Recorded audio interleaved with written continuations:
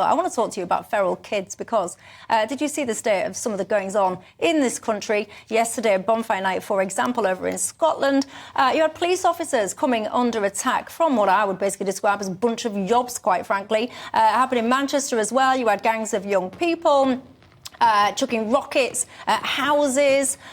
You've got all various different flammable things being chucked. It wasn't just fireworks. Why do kids in this country think they can behave like this? Well, again, I mean, I don't think there's any one cause that you can point to directly, but there is clearly a breakdown happening in society in the United Kingdom, and we see it from top to bottom. You know, we talked earlier about fraud, but, you know, if we don't have role models in life on whom we can rely on, from whom we can take guidance, there are going to be problems. And you look at the routine revelations of fraud at the highest level in government. You look at the abuse that takes place frequently and regularly by parliamentarians who are, you know, every other day we're getting a new by-election because they're behaving badly. And then you look at the way crime, petty crime, seems to be tolerated across society. People going into supermarkets without any shame, taking what they want and assuming they're not going to be challenged.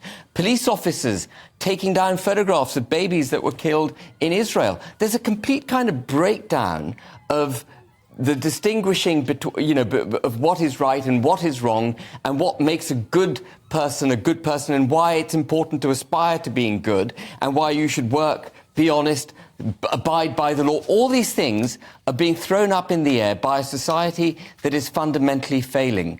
And so it's no surprise at all to me that children are feral. And the other aspect, of course, is the state has far too much influence now in the way children are brought up. The family unit itself is broken. And I think that is also another major contributing factor. Sure.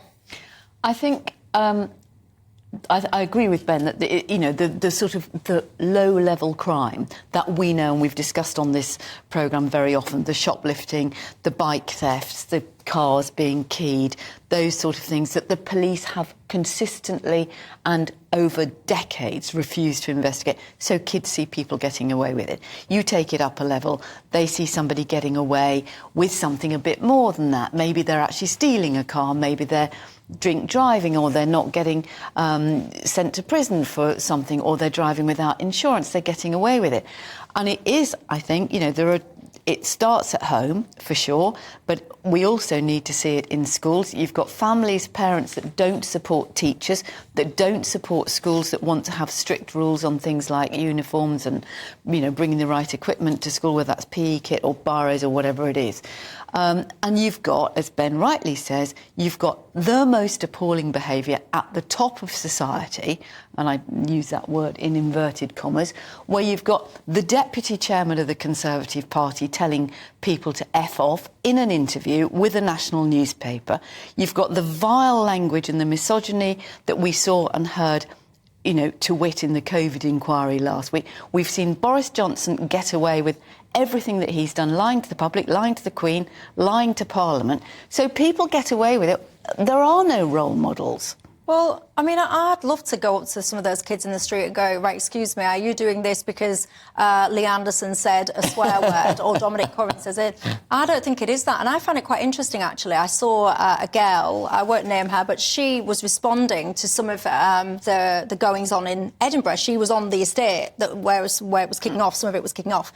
And she basically portioned all the blame, there or thereabouts, to local government, basically saying, you're not doing enough to help us. She says that if you didn't send 100 riot police, and I'll get a quote because I don't like misquoting people, but what she was basically saying is if you didn't send 100 riot police, then there wouldn't have been a riot.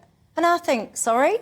It's like, there's too much excusing. No, there's too much excusing the bad behaviour. And let me tell you this that caught my eye. Do you remember that story, everyone, in the Isle of Wight, that house? Where this yeah. So these gang of kids... 13-year-old. So these gang of kids, they're going around with chainsaws and all the rest of it. They're doing this.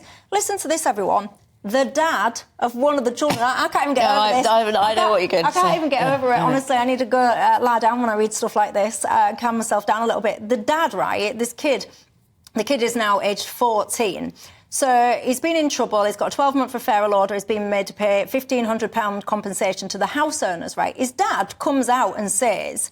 the kid, he says the kid did it because he thought the house was haunted. I mean, come on now. But then he goes on to say...